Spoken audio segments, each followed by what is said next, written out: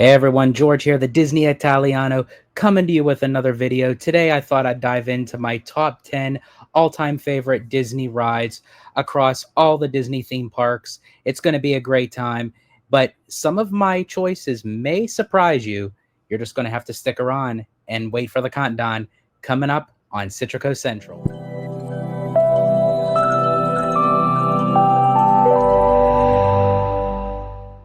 All right, folks, welcome back. You know what? Let's just get into the top 10, shall we? This video is courtesy of viewer of the channel, Crystal Ray, for giving me the idea. So thank you, Crystal Ray. I greatly appreciate it. And for anyone who has any ideas, suggestions, topics, just comment down below on any one of my videos. I will see it. I will take it into consideration. And you never know, it may show up on the channel. So yeah, let's dive right in. So starting with my number 10, and this is one of I think one of the choices that a lot of people would be surprised that would be on my list, especially coming from me. But coming in at number 10 will be It's a Small World. But this is Disneyland's version, and not, let's get that straight, folks, not Magic Kingdom's. And you're probably wondering, because since I am a thrill junkie and a roller coaster fanatic, you know, you're thinking like, why is It's a Small World on my top 10? Well, for several reasons. One, it's a Disney classic attraction. It pays tribute to the history of Walt Disney himself by introducing this ride at the 1964 New York World's Fair, and the whole storyline behind It's a Small World. You know, it was sponsored by UNICEF for the children of the world, and the song, again, I know a lot of people get on it. You know, it's a song that is like, it's obnoxiously, you know, repeatedly going through your head, you know, and as the late great Richard Sherman said, a lot of people didn't know whether to kiss us or kill us with it. But as he also said, it was an attraction for a prayer for peace, so to speak, that we all live under one sun, one moon, one earth, and you know, sometimes the world may seem big, but if we all come together, it can be kind of small. And you know, sometimes small things could end up in big packages. So I just love that kind of storyline to it. And plus, also, It's a Small World is my mom's favorite attraction. It was a tradition of ours that anytime that when we went to Disney, she's never been to Disneyland yet, but she's been to Disney World countless times. And yes, I know that Magic Kingdoms, you know, doesn't live up to to the original Disneylands, but it's a ride that she enjoys. We always went on it together, anytime that she took me to the parks. So that also dives into, you know, my childhood going to the parks and everything. So I keep that kind of near and dear to my heart. So that's why It's a Small World is on my top 10. Moving down to number 9. Again, another ride that may surprise people. But this actually just isn't one ride. It's actually two. They're two separate rides, but they kind of coexist together very well. And we're staying in Disneyland, folks. And this is going to be the Storybook Land Canal Boats and the Casey Jr. Circus Train. And here's why I put these two together.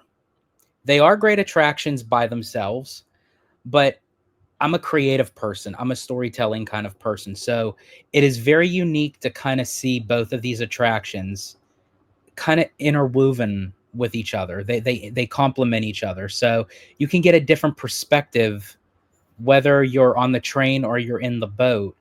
And as much as you're enjoying, Casey Jr. and the song from Dumbo, Casey Jr.'s going down the track.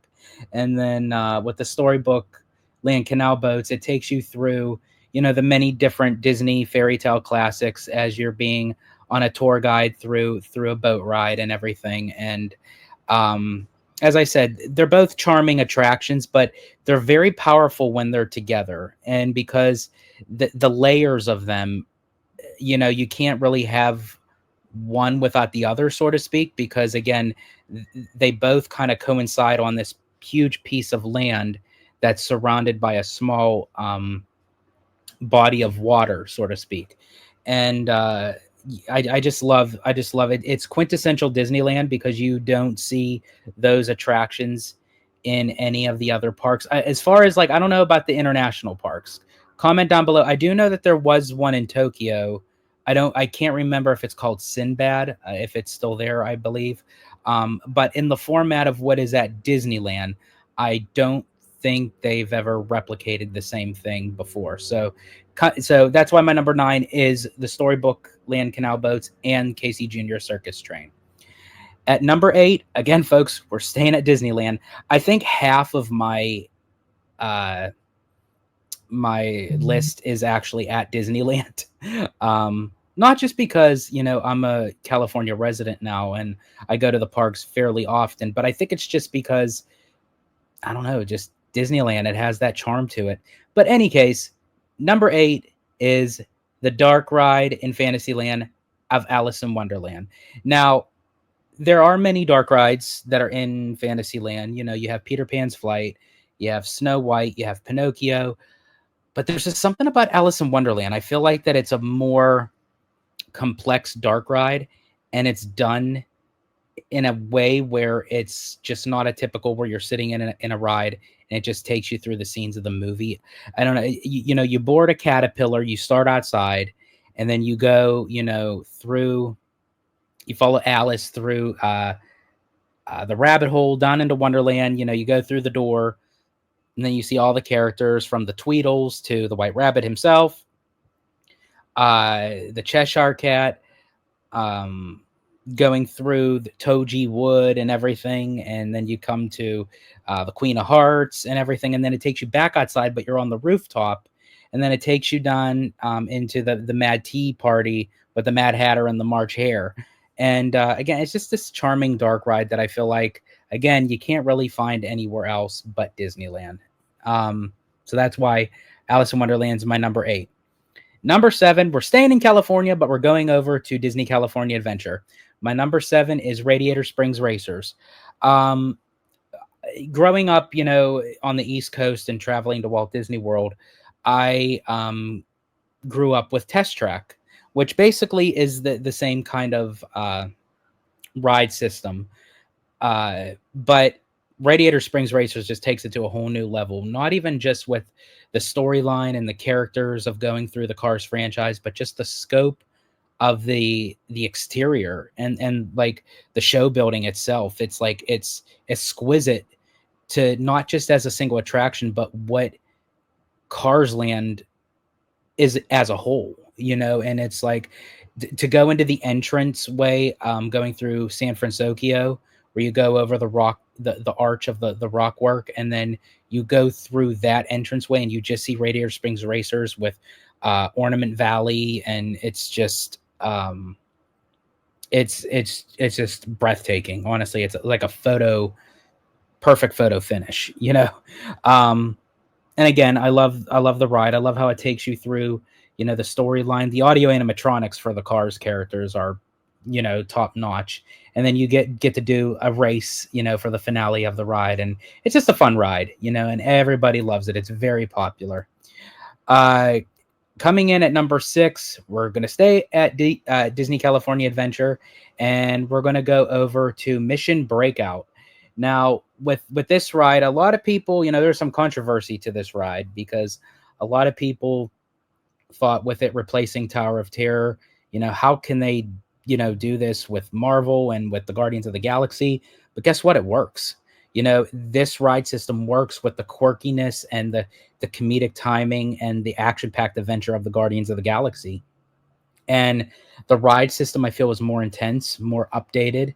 And that's my kind of shtick. I absolutely love that kind of, thrill. And they incorporate music from the Guardians movies, which are like classic songs in their own rights, and it's completely random. You don't know which song you're going to get. You don't know what show scenes you're going to get. You don't know what, it's randomization of like how many times you go up, how many times you go down. Absolutely love, the thrill of the unknown, of not knowing. So that's why Mission Breakout is my number 6. Moving over to Walt Disney World My number 5 is Expedition Everest. Now, this ride I love because yes, it is a roller coaster, you know, and but I love the overall theme to it.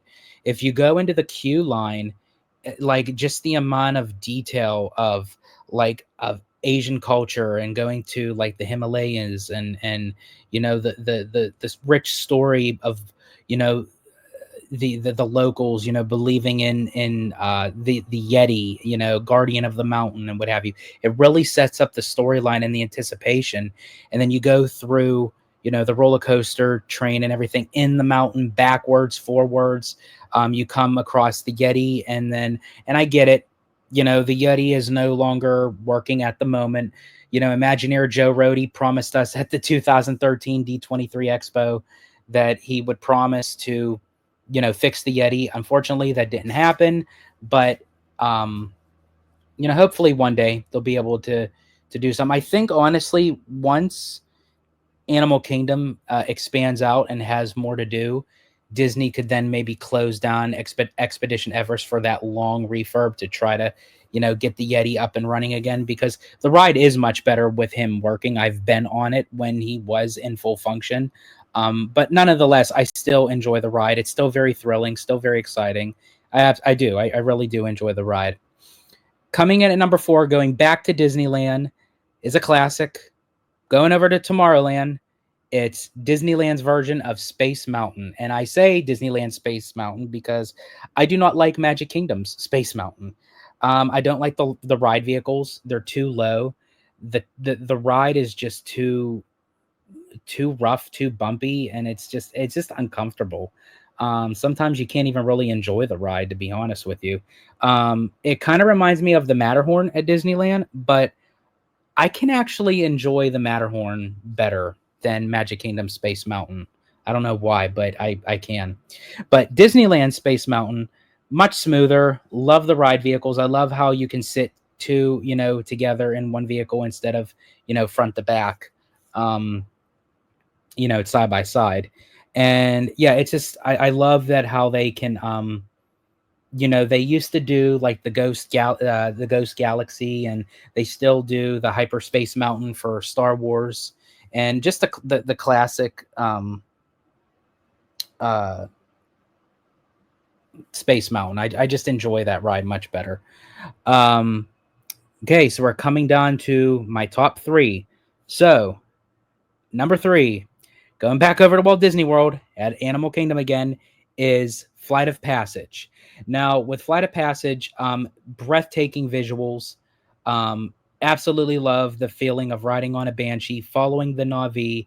Love the sights, the sounds, the smells. It's for a short period of time, it was my number 1 um, Walt Disney World attraction, which then became number 2 at Walt Disney World, because my number 2 on this list became my number 1 for Walt Disney World, if that makes sense. But we'll get to that in a second. The queue for Flight of Passage, I love the outside, and I do love where it takes you into the laboratory and everything.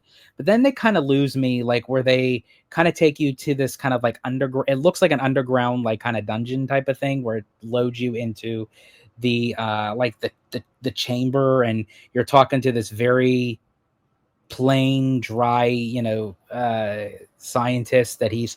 I feel like the queue just takes forever. Like I kind of wish that they would just like, it was fun, like of the build up anticipation when you're first like experiencing the ride, but like after you ride it like how many times, like the queue just becomes a little bit monotonous, to be honest with you. But again, outside, when you're like going like around the floating mountains and everything, Pandora, it's just beautiful. Now, my number 2, which again, as I said, knocked Flight of Passage from being number 1 at Walt Disney World to number 2. So my number 2 on this list overall, as I said, is my number 1 for Walt Disney World. And this takes us over to Epcot for Cosmic Rewind. Cosmic Rewind is a very different kind of roller coaster. It's kind of hard to describe the feeling that you get when riding it. it does give you a lot of sense of weightlessness, and you pull some G's because the ride vehicles rotate. It doesn't do a constant, consistent spin, but it rotates to where it wants you to move for you to really feel that intensity. While you're going along with the Guardians of the Galaxy, battling off this alien mutant creature to basically save the galaxy.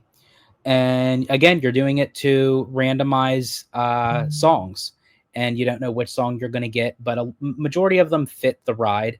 To be honest with you, I know a lot of people. I love the I love the song "Everybody Wants to Rule the World," and I know a lot of people. They want to get that song.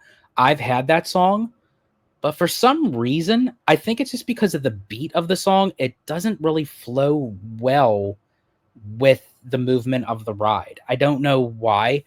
Maybe it's just me. Comment down below if you think differently, if you agree with me. What's your favorite song on Cosmic Rewind? Or if you haven't experienced it yet, let me know. And before we get to my number one, I do have some honorable mentions, and that they didn't make the top 10, but that doesn't mean that I don't enjoy them. So some of my honorable mentions are Tower of Terror over at Disney's Hollywood Studios. Again, I enjoy the ride. I love the Twilight Zone theme. I just wish that they would update the ride system, just because I gotten so used to Mission Breakout that I wish the ride system would update along with keeping the Twilight Zone storyline. Staying at Hollywood Studios, Slinky Dog Dash, very cute, fun family roller coaster. You ride on Slinky Dog. There's not a whole lot of theming other than just like kind of throwing into the track like some blocks and toys from Andy's room, because it's supposed to be like Andy's backyard. But it's still a very charming, fun roller coaster, and it kind of hits that borderline of like super intense to family friendly kind of thing. Going over to Magic Kingdom, another charming roller coaster, Seven Dwarfs Mine Train. Love the theme. I do think that it's a little bit short. I would love to see it a little bit, longer in length. But I love how you can go through the mine and see the dwarves and everything. I do wish also they wouldn't update the dwarves. I know at the time, they were very complex with the LED faces and everything with tied to the audio animatronics, but I would love to see them update them. And I do know that they utilize that because in the mine it's kind of dark, so they have to kind of brighten up their faces. But I still think they can make it work with updating the technology of them. Another one is Big Thunder Mountain. Now, here's the thing. Sometimes I can't really depict of which one I prefer best over Magic Kingdom or Disneyland. As of right now, I would say Disneyland, just because they have like the special effects, added to the ride. As far as like the ride goes, I think Magic Kingdom's is a little bit more smoother.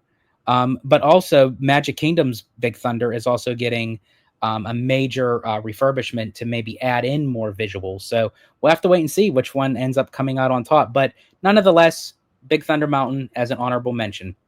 My last honorable mention is back at Disney California Adventure, and that's Grizzly River Run.